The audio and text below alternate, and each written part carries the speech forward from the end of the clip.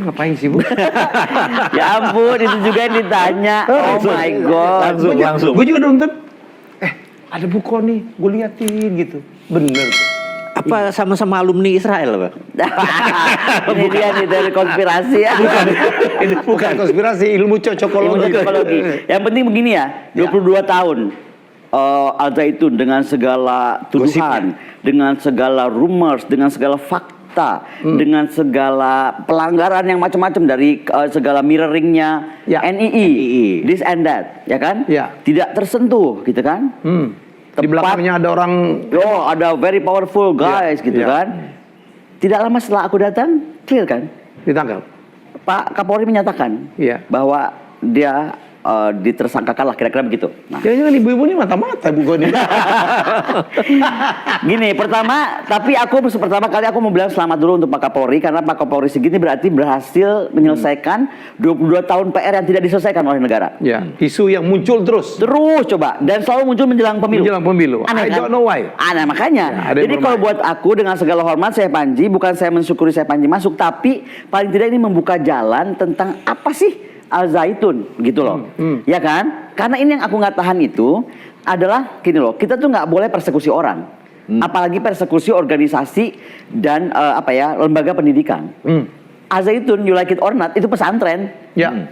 Dan aku masuk ke sana, nanti gue cerita masuknya, tapi itu aku muter ke semua tempatnya. Jadi dulu aku bangga banget jadi alumni UI. Kampus terhijau Indonesia. Lu main-main ke Al Zaitun. UI kagak ada apa-apanya. Oh iya, Bu. Tengah middle of the jungle. Kalau UI kan hutan buatan. Ini jungle gitu. Nah, tapi bangunannya itu kayak Al Azhar. Aku ini kan bukan orang pesantren, tapi gue main banyak sama pesantren. Contohnya, aku selalu menganggap aku tuh muridnya Abah Lutfi. Jadi aku sering pernah lah dibawa ke Tasik lah, ke sana kemari. Jadi aku bayangkan pesantren tuh kayak gitu di Indonesia. Ya kan? Begitulah pesantren gitu, di Tasikmalaya di mana gitu. Tiba-tiba aku ke Al Zaitun, gue nggak berasa di Indonesia, men. Itu pesantren serius banget, full AC, terus apa namanya, bangunan kokoh, modern banget ya. Very modern. Pagar aja nih, kalau gue bilang kalau dia pesantren kecil, nggak mungkin. Itu indah banget, pagarnya aja indah, kayak di Mesir apa di mana ya. Pokoknya ornamennya tuh indah banget. Baru-baru ini, mau masuk pun susah. Nah, tapi gini, aku mau lurusin dulu ya. Jadi orang ini pada bilang gue kesana gara-gara kapal nama gue. Gak penting banget itu kapal nama siapa. Please deh, you are my friend, come on. Ya friend kan boleh dong salah duga gitu. Ya, tapi nggak boleh suzon ya. Jadi kita ini Islam terbesar dunia. Mohon jadi tabayun terbesar dunia. Apa sih tabayun itu? Coba kita positive thinking lah. Betul. Jadi gini, kalau buat aku, jangan lupa gue ini orang defense. Mau kayak apapun gue ngomongin, kita boleh ngegosip Oppenheimer, Barbie, tapi tetap aja gue ini orang defense gitu kan. Jadi aku cuma melihat gini, ini bahaya nih kalau ini isu terus bergulir seperti ini, dan itu tuh adalah organisasi besar, oke? Dan dia punya galangan kapal, dan katanya galangan kapalnya bisa bikin kapal akan segede kapal induk. Gue cuma mikir begini, kalau sampai Al Zaitun falling apart, atau di falling apart kan, catat ya, itu catat yang itu tuh. Apa kabarnya dengan si pelabuhan dan galangan? Karena yang gue takut gini, aku ini kan pernah menemukan teknologi untuk tracking apa sih kejahatan melalui transnational crime lewat laut. Dan dari teknologi itu aku jadi tahu, kita tuh banyak banget punya pelabuhan-pelabuhan rahasia yang kagak lu pikirin. Ternyata di situ penyelundupan narkoba, senjata, orang, barang, itu pelabuhan tikus. Apa kabar ini pelabuhannya gede banget gitu loh, karena buat industri ekonomi ekonomi biru. Jadi dia bikin industri bukan UMKM. Catat ya, namanya Al Zaitun, dia nggak bikin UMKM. He is creating industry. Nah, jadi waktu dia mau bikin kapal yang Pak Helmi ngeledekin itu kan, gue jadi bikin surat terbuka. Aku bilang, Pak Syekh, saya kan nggak kenal Bapak ya, nggak kenal Al Zaitun, terima kasih mengundang, tapi gini deh, gue masih English believing. Lu boleh ngomong aja bisa bikin apa aja, tapi kalau gue ngeliatnya nggak ada, nggak bisa dong. Jadi aku mau datang mau lihat. Beliau mengundang, tapi sekarang aja satu suro, bukannya kasih speech. Ya aku bilang, lihat dulu kapalnya, kalau ada kapalnya gue bikin mau datang. Makanya gue bikin pidato gue itu jam 4 pagi. Kan gue pulang capek ya, kita habis ngeliat. Masuk ke era baru. Begitu kesana aku menghadap kepada Kasal. Paling tahu. Karena tadi aku bilang, Kasal, kenapa kita mesti pikirkan? Pertama, ini membuktikan, kita harus membuktikan tidak ada negara dalam negara. Kan selalu ada tuduhan begitu, katanya Al Zaitun itu negara dalam negara. Keduanya kita membuktikan bahwa apa sih yang hoax, apa sih yang fakta supaya masyarakat agak tenang. Tapi yang lebih penting ada dua hal. Kita itu industri galangan kapal kita tuh masih lemah. I have to say this lah. Nggak enak kedengarannya tapi gue mesti ngomong. Contoh, waktu Bung Karno, kan lu tanya, kenapa KRI Bung Karno cuma 70 meter? Iya. Ya kan? Iya. Ya karena galangan kapal kita yang mampu Kecil. menyelesaikan setahun cuma itu. Nah, sekarang kan gue jadi pikir, industri pertahanan bikin kapal 70 meter, paling panjang 120 140 meter. Loh, ini kok ada orang swasta Al-Zaitun pesantren 300 mau meter. bikin sampai 300-an meteran kayak apa? Nah, jadi aku bilang Makassar izinkan saya didampingi oleh Dan Lanal karena pertama akan ada membuktikan bahwa kami sama aparat penguasa Indonesia dan itu di bawah wilayah kekuasaan Lanal Cirebon kan. Nah, makanya kemudian saya juga menghadap Panglima TNI, saya bilang Panglima izin saya mau menghadapi. Oh ya, baguslah gitu kan maksudnya. Kita nih jangan bikin gonjang-ganjing terus lah, masyarakat tuh capek. Gue mah gak kebayang jadi presiden kalau kayak gini-gini. Nah, gue lebih kesel lagi. Gue tuh nggak sengaja denger Pak Ridwan Kamil, jangan marah Pak Ridwan ya. Memang aku heran gitu sama Bapak. Jadi dia bilang gini, iya saya disinyalir katanya di bawah Al-Zaitun ada bunker bom. Dalam hati gue nih, dalam hati gue si bodoh ini, kalau gue gubernur, gue kerahkan aja, gue punya Kodam, gue punya Polda. Apa susahnya sih gue kerahin ke Indramayu gitu kan? Jadi buat aku tuh itu. Pertama, galangan nggak boleh jatuh ke tangan yang salah. Kedua, gue pengen tahu ini teknologi orang-orang pinter ini jatuh kemana nanti kalau Zaitun tuh falling apart gitu loh. Nah, yang ketiga gue pengen buktiin betul. Nah, begitu gue datang, aparat yang buka juga aparat dari Polres dari Polsek setempat, di bawah orangnya Dandim juga ada, tapi nggak mau masuk. Nggak mau masuk apa nggak boleh masuk? Gue nggak tahu. Pokoknya masuk gue aja sama tim. Nah, tim aku bawa orang Unhan, Universitas Pertahanan, dari industri pertahanan, dari prodi industri pertahanan. Aku bawa orang PTIK, dosen senior, ahli teroris. Jadi gue tuh bawa elemen yang bisa coba baca ini beneran teroris atau beneran apa gitu loh. Tugas gue ini kan paling enggak, gue ini bukan siapa-siapa, tapi kalau gue bisa menenangkan sedikit, kayaknya gue agak lega, bener nggak? Yeah. Nah, katanya. Nah terus, Kok jadi gak yakin gitu? ya, enggak. Nah terus main ke sana. Sampai sana kita kaget banget loh. Dia udah mau bikin kapal ketiga. Yang 40 meter udah jadi, yang 70 meter sudah jadi. Ya kan? Yeah. Yang paling gila itu yang ketiga 150 meter udah jadi. Itu yang 150 meter belum nama gue. Yang gue tuh akan lebih gede lagi. Oke? Nah, Itu bener, itu ada isu ya? terus yang lebih hebat lagi, aku kan pernah ke galangan kapal, gue kan ruang industri pertahanan. Iya. Kan semua rata-rata kapal kita udah pakai apa tuh yang sekarang tuh udah macam-macam. Ini pakai kayu. Ya, Jadi pakai kan kayu kan? Ya. lebih complicated, yang lebih kacau lagi. Itu tuh kan galangannya panjang, 200-an meter. Semua alat-alat berat yang gue tahu tuh mahal banget. Gue tanya, ini nyewa di mana? Nyewa, kita nggak nyewa. Itu punya Al-Zaitun. Apa tuh semua ekskavator, apapun Keren namanya, apa itu segala keren apa semua itu beli. Bu Koni, jangankan itu, pabrik paku untuk kapal ini saya bikin sendiri. Gue bilang ini orang gila, ya kan? Ini orang gila. Gue bilang oke, kalau gitu saya mau naik. Ayo, komandan, aku bilang. Komandan Lanal ini lulusan Amerika, seskonya. Ayo kita naik ke atas, gitu kan? Karena dia Masih bingung buat website WordPress? Pilih Hostinger dan kamu bisa bikin WordPress dengan cepat. Ada control panel dengan desain yang menarik dan intuitif. Website WordPressmu Lanal ini lulusan Amerika, seskonya. Ayo kita naik ke atas, gitu kan? Karena dia beliau cerita dia itu bikin kapal kan untuk ekonomi biru, udah dapat izin dari KKP untuk di Papua kapalnya. Dan dia bilang gini, Bu Koni kenapa saya mesti bikin kapal besar? Supaya Natuna itu kalau ada apa-apa, yang datang itu kapal nelayannya bukan kapal nelayan Cina yang gede versus kapal kita segede marmut yang kena ombak kebalik-balik gitu. Tapi datang juga kapal kita yang gagah. Gue bilang nih orang keren nih. Oh jadi mau bikin ekonomi biru iya, makanya refrigerator saya itu udah minus 80 katanya. Gue kan nggak ngerti ikan, gue bukan tukang ikan. Tapi katanya kalau ikan tuh ditangkep langsung minus 80, once kita makan rasanya masih sama seperti udah dari laut. Fresh. Jadi kita naik ke atas melihat itu semua ruang kapal dan lain-lain. Nah di tengah itu gue ngomong sama komandan, komandan, ini kalau sampai kita perang di 2037, gue bilang gitu kan. Ini ada barang. Kita kan mesti bikin kapal nih cepet, ya kan? Ini aja. Ini gimana? Oh gampang Bu Koni, ini tinggal pasang ini gitu. Kan makin seneng gue gitu kan. Ya udah aku bilang keren banget. Nah turunlah dari kapal, dia nyuguhin makanan. Lah itu gue kaget lagi kedua. Akuanya Al-Zaitun, pisangnya Al-Zaitun, kue-kue rotinya Al-Zaitun. Gue bilang ini gimana ceritanya nih, Oh Bu Koni, dari sini kita ke perkebunan saya. Saya sedang bikin perkebunan berhektar-ratus hektar, dan saya bikin tambak. Jadi ada ekonomi biru, ekonomi semi biru, lalu ekonomi hijau. Aduh, gue bilang nih kayaknya ribet nih. Tapi oke lah, kita lihat deh apa yang si perkebunan. Itu keren banget. Itu lagi dibikin keren banget. Jadi aku itu kan waktu lihat peta di mana sih Indramayu? Gue tuh gak pernah ke Indramayu kayak gue banget ya. Gue bilang ini kayaknya daerahnya Anta Beranta.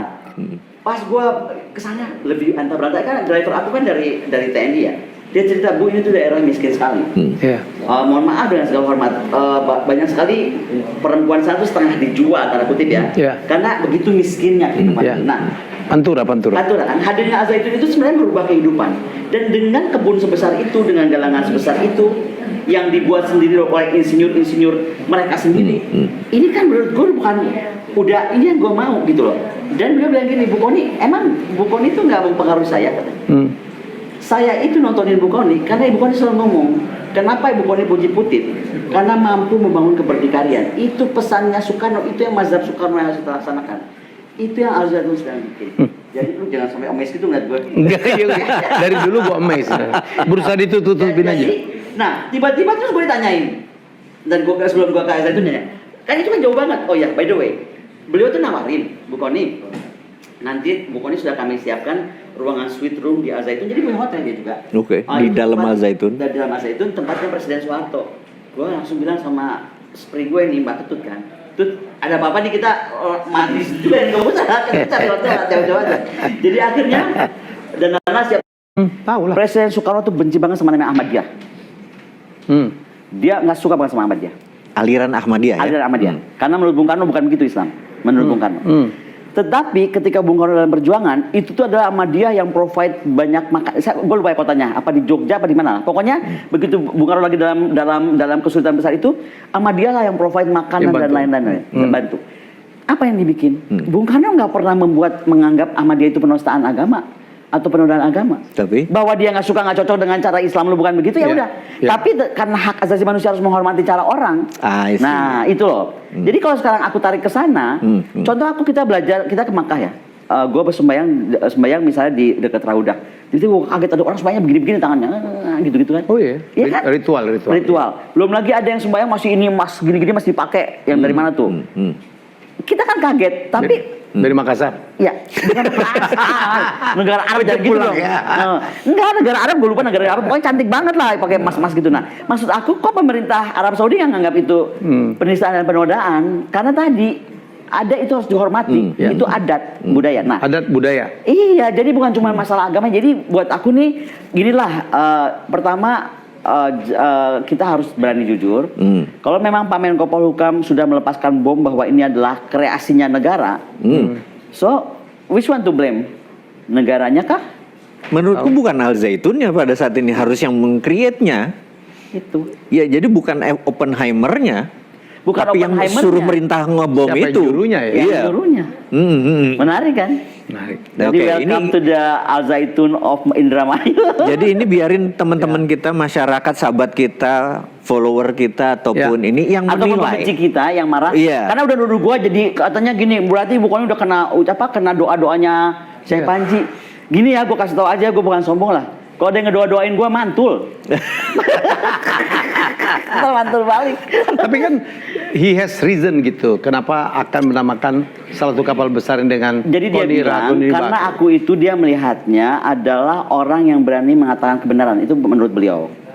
Waktu saya tolak di depan galangan, kan banyak orang di situ, bukan cuma aku, 30-50 orang. Gimana, setuju nggak setuju? Aku masih nggak mau juga dong. Nah makanya di tengah waktu lagi aku habis speech, beliau berdiri. Itu kan 15.000 orang yang datang. Terus dia bilang, saya dari kemarin lihat mukanya Bu Koni masih enggak juga nih. Sekarang karena kita negara Pancasila, musyawarat mufakat, saya mau tanya kepada semua hadirin di sini. Kalau saya namakan kapalnya dengan Koni Ragun Bakri, setuju? Setuju. Dan udah Bu Koni itu 15.000 orang udah setuju. Terus gue ngomong apa? Duit dia. Kecuali itu duitnya Pak Erick Thohir, gue akan telepon Pak Erick Thohir. Pak Erick jangan nama saya kan gitu. Benar nggak? Oh jadi nih. Apa? Jadi. Insya Allah jadilah. Nanti ada kapal. Ntar gue mau bikinin deh. Gue kan waktu kemarin ke Portugal, lihat kapalnya siapa tuh? Vasco da Gama. Oke. Ya kan? Jadi kan Vasco da Gama itu kapalnya kan keliling dunia dengan si kayu hebat itu.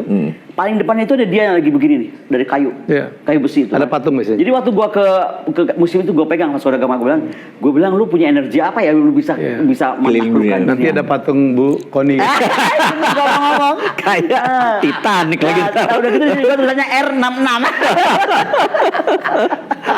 Di belakang ada cowok, you jump, I jump. Jam aja. Oke, jadi terjawab ya. Termasuk bertanya bini gue terus, kenapa Bu Koni ke sana? Iya. Gitu ya. Jadi that's the reason. Ya, makanya perlu ini kita tabayun juga kan. Ya, thank you Bu. Terima kasih Ya, kembali. jadi saya pikir terlepas dari kontroversinya, penistaan agama, cara sholat yang berbeda, whatsoever gitu, tapi kita sepakat kita bahwa perguruan ini keren banget. Keren. Ya, one of the best kali ya Bu ya. One of the best Ya, lah. mari- Dan mari kita harus manfaatkan, admit. mari Iya. kita manfaatkan, Pinter-pinter gitu. dan baik. Dan gue ya surprise-nya begini. Aku tuh kaget ya. Aku ngebayangin waktu belum masuk ke dalam masjid. Ini orang-orang ngeri-ngeri pada pakai yang Iya. tertutup. Terus gimana gitu? Enggak tuh. Enggak ya? Ada yang cuma kerudung. Umi aja cuma pakai kerudung biasa, bukan ini. Dan ibu kan pakainya begini juga kan, warna putih gue ingat banget. Putih dan hijau kan. Putih hijau. Ada yang telepon gue apa kalau pakai kerudung? Oke enggak. Terus cowok-cowok itu pakai nasi, pakai jas, keren lah. Keren. Jadi kayak di Al Azhar, gue berasa di Al Azhar. Gitu. Kenapa pakai putih hijau?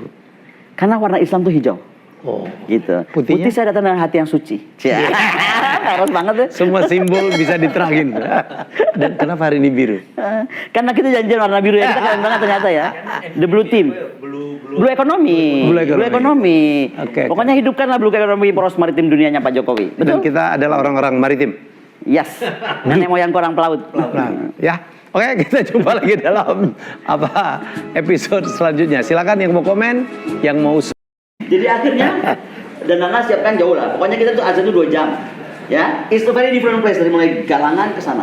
Nah, pas ke sana pun gue bilang gitu, coba gue nggak akan kasih tahu gue mau lewat mana kan, karena gue tahu dong kalau VIP pasti gue diarahin di pintu gerbang utama, ntar disorak-sorai gitu dong. Enggak, begitu nyampe gerbang gue bilang kepada asistennya, enggak, saya mau parkir di bawah, saya nggak mau ketemu orang banyak gitu kan. Jadi mau dari bawah, padahal maksud gue pengen lihat bener nggak sih ada bunker bom itu gitu. Nah kalau dia memang ada apa-apa kan dia pasti nggak mau lah gue masuk atau tunggu dulu Bu. Ini enggak, langsung masuk dan gue filmin semua dari awal. Gue dulu di depan, gue filmin semua bagaimana turun ke bawah gitu kan. Dan ada memang barang banyak, tapi balok kayu yang udah tua, udah debu, udah banyak apa laba-labanya gitu. Jadi confirm ya nggak ada. Nah sekarang cerita soal Al-Zaitun itu. Gila lo, gue tuh pernah masuk Istiqlal, gue pikir Istiqlal paling keren. Gila ini masjid keren banget ya. Tinggi banget, jadi itu masjid kan 7 lantai. Saking tinggi-tinggi ceilingnya supaya dingin itu, orang di atas sampai kecil banget. Gue bilang, di tengah hutan ada yang bikin begini gitu. Nah, jadi kalau ke aku, jangan ditanya. Bu Koni jangan muji-muji Galangan, jangan muji-muji hebatnya pendidikan Al-Zaitun dengan akreditasi A unggul. Sekarang gue nanya, yang ngasih akreditasi unggul siapa? Emang dia sendiri? Pemerintah. Enggak, pemerintah dong. Semua tuh, semua sesi kampusnya tuh akreditasi A unggul. Nah, jangan tanya sama gue uangnya dari mana. Kenapa?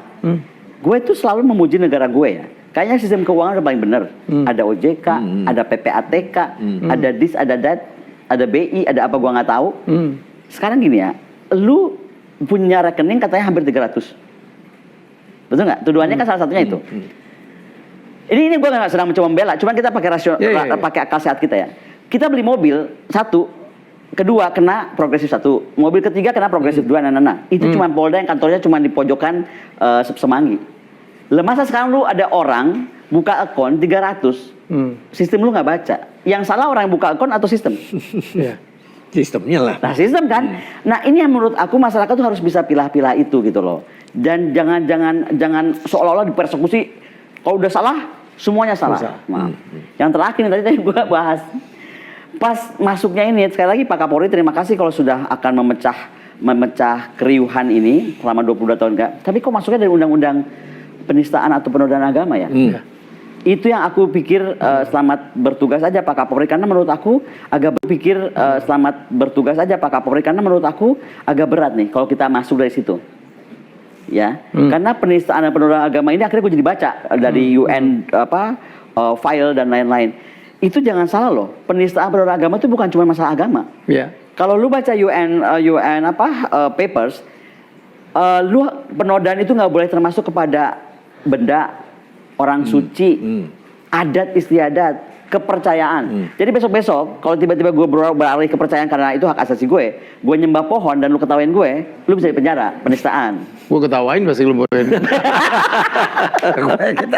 Nah, jadi aku cuma bingung aja. Aduh, mau pilpres yang diperkenakan adalah undang-undang penodaan dan penistaan.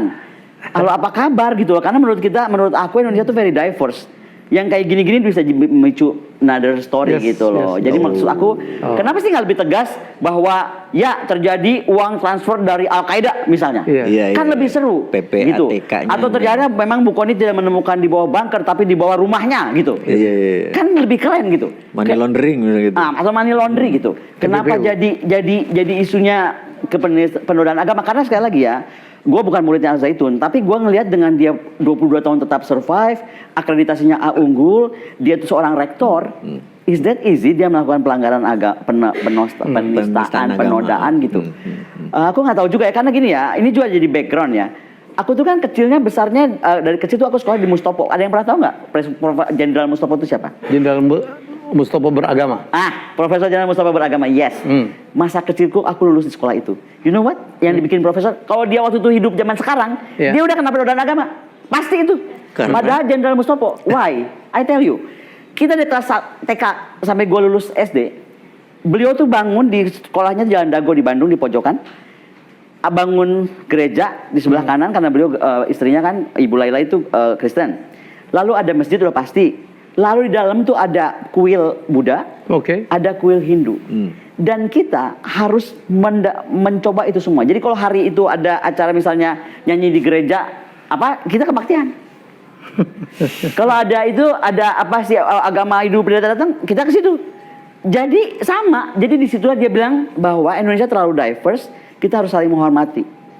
Nah, itulah gue. Jadi buat gue tuh orang mau nyanyi Ibrani di gereja ya kenapa? Kalau gue, nggak merubah akidah lu gitu loh. Jadi gini, buat aku ya Tuhan dan kita suci itu absolut. Tapi fatwa atau apa sih? Apapun di luar itu tuh non absolut atau nisbi. Lu lebih penting mana nih? Tuhannya apa kenisbiannya? Jadi kayak beranjak ini kelasnya Rocky Gerung kayak bukan kelas gue. Kok jadinya ke Rocky Gerung? Iya bukan kelas gue kayaknya jadi salah. Tadi berjanji nggak mau nyebut nama itu.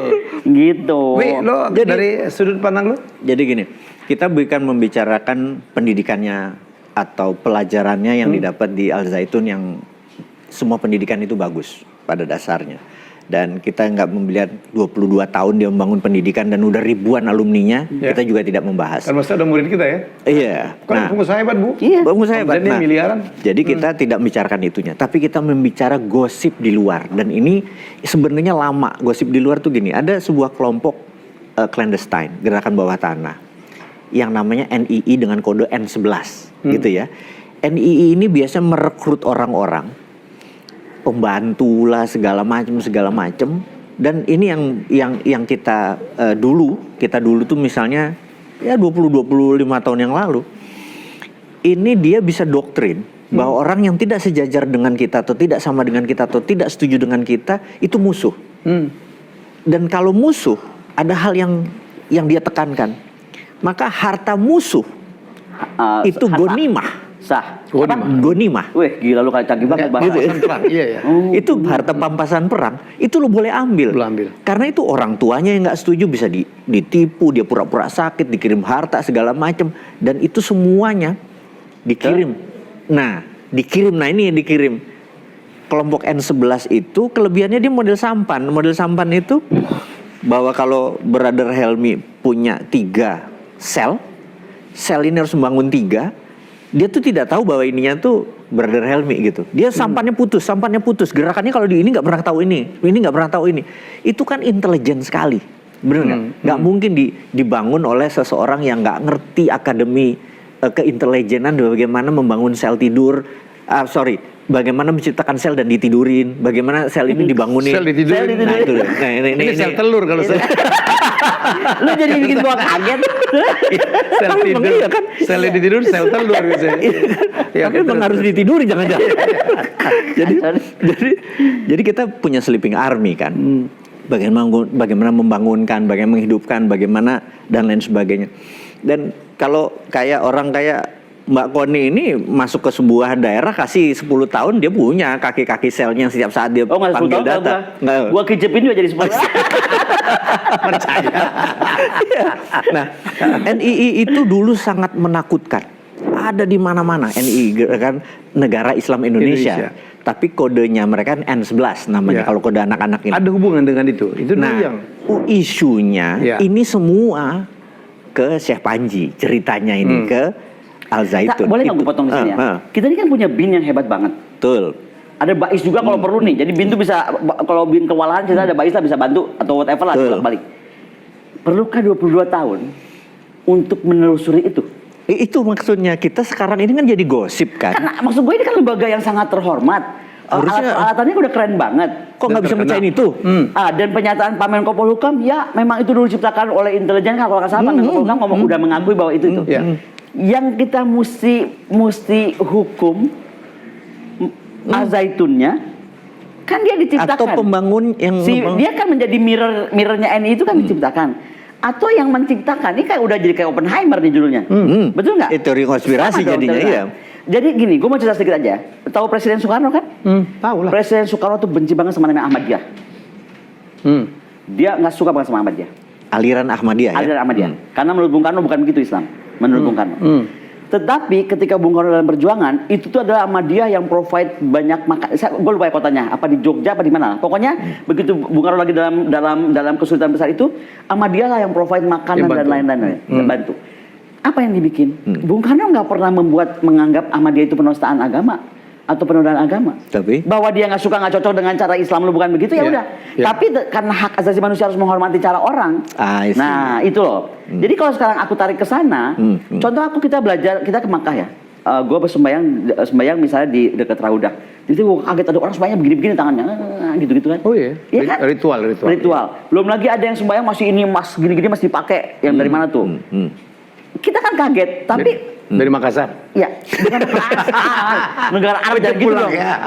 Enggak, negara Arab gue lupa negara Arab, pokoknya cantik banget lah pakai emas-emas gitu. Nah, maksud aku kok pemerintah Arab Saudi yang nganggap itu penistaan dan penodaan? Karena tadi ada itu harus dihormati, itu adat budaya. Nah, adat budaya. Iya, jadi bukan cuma masalah agama. Jadi buat aku nih, ginilah pertama.